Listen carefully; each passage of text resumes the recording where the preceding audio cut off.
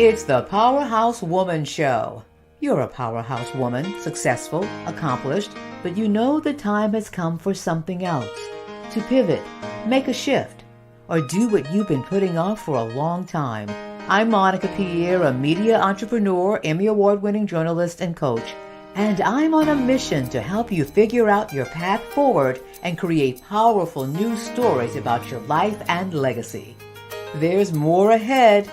Time to do the greatest work of your life. And hello and welcome again to another edition of the Powerhouse Woman Show. I'm Monica Pierre. So glad you have joined us here. And what we do on this show is have good conversations and interviews with powerhouse women who are figuring things out, have figured some things out, have pivoted, and offer advice and also opportunities for growth to learn from things that they have done. And today we're going to talk about where you are in this new year.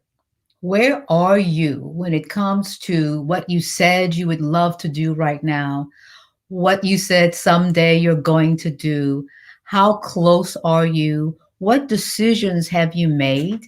Have you decided to change things? Have you decided that, you know what, I said I wanted this and this sounds good, but it really isn't big enough for me. It really isn't what I want to do. Maybe it's too big and I want it to be something that focuses on where I am right now. And even though I may have been on top of the rooftop shouting that I want this and I'm going to do this and someday I will have this, perhaps you're at a point where you know small is good. Smaller is good. That I am absolutely able to do it. We're also going to talk today about, our calling, our call. And we're joined by the one and only Cathy Harris. And Cathy is an equity and inclusion consultant. And today we're talking about also answering the call. And absolutely, Cathy, it's a pleasure to have you on the show. Thank you for joining us. Thank you so much for having me, Monica. Good morning.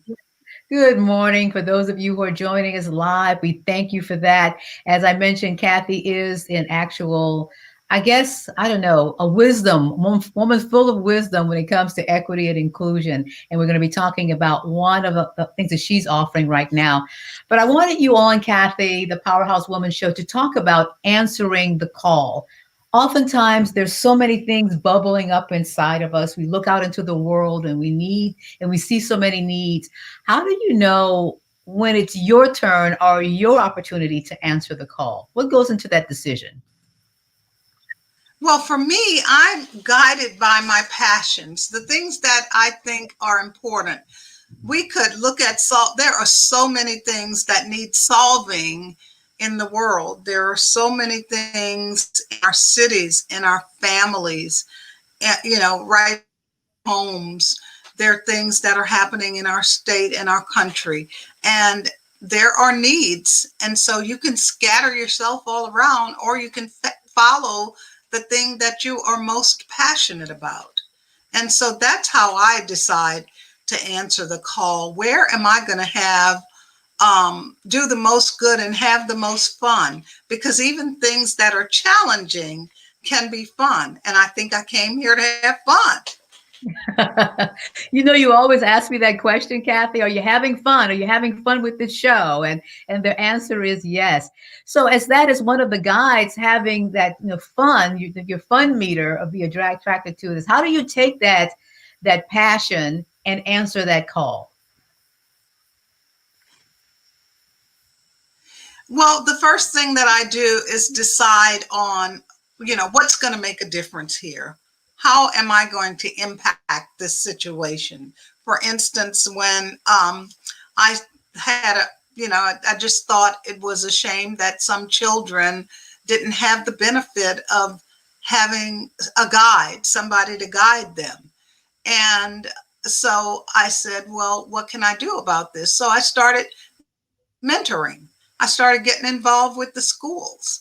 I started getting involved with my children's schools first, And then, getting involved in the PTA and all of those things that mattered. And there were children around who needed guidance. And so that's how I started out. I just was excited about seeing the difference it made on the faces of children. And sometimes we think that it needs to be more complicated than that, because when we look at the work that needs to be done, but the people I've interviewed, whether it's on traditional radio or television or even here on the YouTube show that I have, it was step by step. They didn't always start with, I created this global institute. They started seeing the need, answering the call, one voice at a time. Is that your experience as well? That's my experience. It's you start where you can make a difference, where what you say or what you do matters. It could be one person, one life that you're impacting, because that is going to spread out to many, many more people. My niece was just telling me that one of her employees did a presentation, and he invited her to the presentation. And the title of his presentation was "Everything I Know I Learned from Melody." And she was flabbergasted. That person, now she helps a lot of people, but she hadn't thought about that as something that was going to come back and have such an impact. And he was speaking to thousands of people. Wow, it's amazing. Do you see, or have you noticed that, especially when we are called and it's a huge call, but we're doing it step by step and moment by moment, that miracles can happen around that passion? That's one clue, Monica, that you're going in the right direction. When Sally Ann Roberts and I were starting Each One Save One, which is a mentoring organization for school children, it was almost as though everything we needed was walking in the door. We went to see a judge, and when we finished talking with him, it was Judge Sehern Taylor, and we told him all about the program, and we were all excited. And when we got ready to leave, he said, "Well, this program is going to need an attorney." And I have one, and he had an attorney sitting outside of his office that could help us. And so those kind of things were happening. And that's how you know you're on the right track, when I don't believe in coincidence. So when things just start happening, and it just seems like it's synchronicity or whatever, it's a miracle. I see the miracle and Xavier. And this guy walked up to him and said, "You're going to need staff." I'm like, "Yeah, you don't understand. We don't have any money for staff." And he said, "But you're going to need some things done. I can do some things for you." And I was just kind of blow the guy off pretty much, because I knew we didn't have any money. And I said, "Well, we need this, we need this, we need this, we need this, and we need that." And because people just don't work for no money. And he called me a week later and he said, "Cathy, I did this, I did this, I did this, I did that." And by the way, I got us an office and a phone. When he became our first executive director. And Linda Lewis and said, "I'm trying to start a program for youth." You're like, "You're trying to start what? Let me tell you about Each One Save One." And she came and worked with us for, 6 months, just passionately helping us to place these children, get them into the schools, working with the schools. Those things they seemed like they were out of the blue. And that's the way things kind of happen when it almost sounds doing like something. You're answering the call. When you're answering the call. And that things have a way of working out. Yeah. You also answered the call. Work out for me. Right. Always work out for me. You also answered the call recently when we looked around the country, United States, and we saw social unrest and we saw the movement. You were in retirement and you answered the call, and then you launched a program, a course called the Intentional Ally. Why did you answer the call at this stage? Well, I had been saying that I was going to come out of retirement for a year and a half.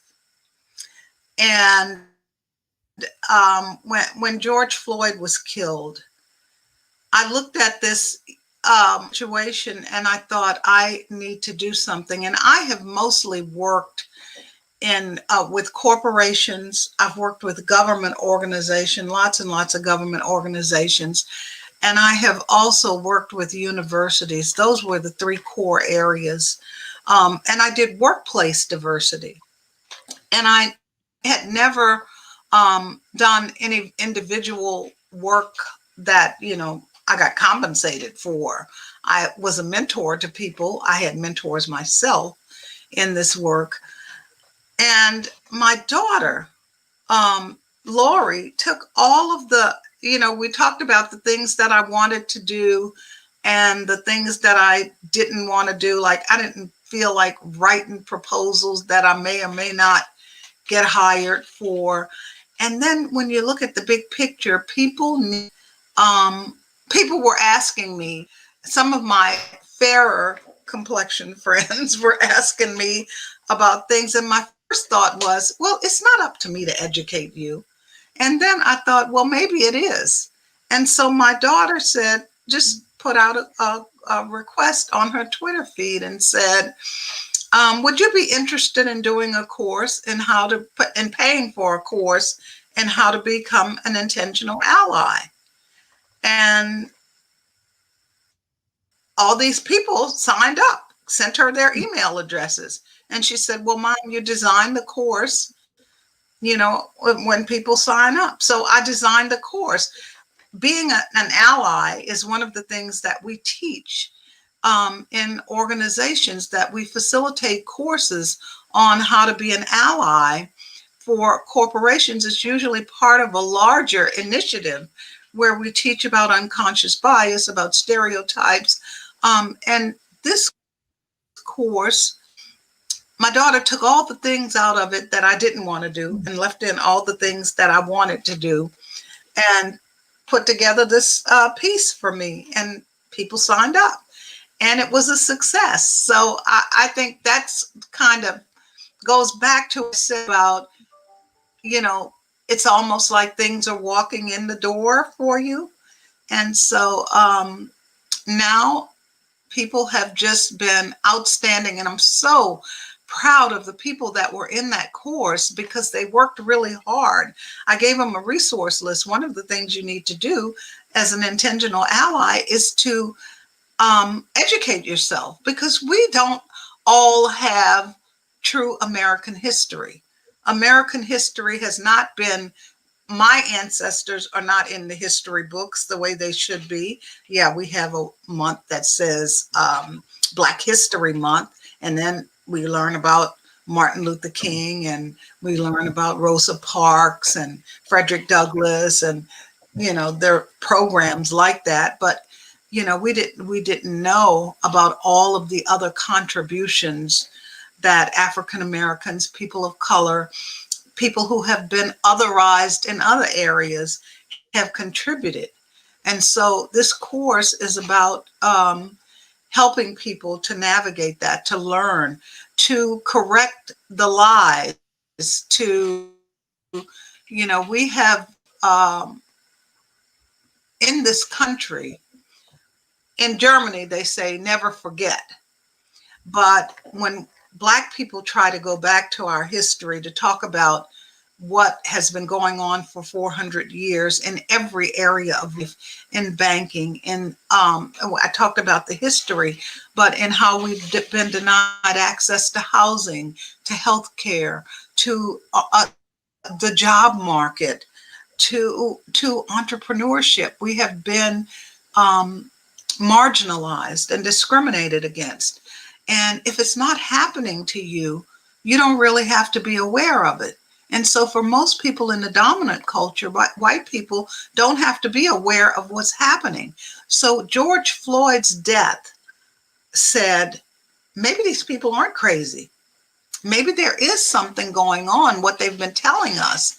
And now people are more open to listening. When we saw what happened with the insurrection and how differently our justice system is, we saw people being killed for just bracing up to the police, or just sometimes backing away, living while black, asleep in your bed, being stopped for a turn signal, and you lose your life. And then we saw people who were not black people destroying the Capitol, and they Mm. weren't even escorted. They weren't even escorted out.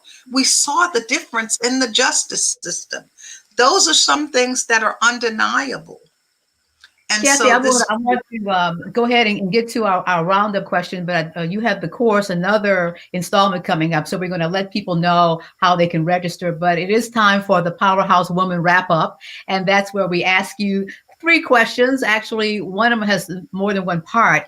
So answer this question. A powerhouse woman is, how would you complete that sentence? well, I think a powerhouse woman is one who, in my opinion, is divinely guided, and they know it. And it's one who courageously meets the moment. Um, Mm.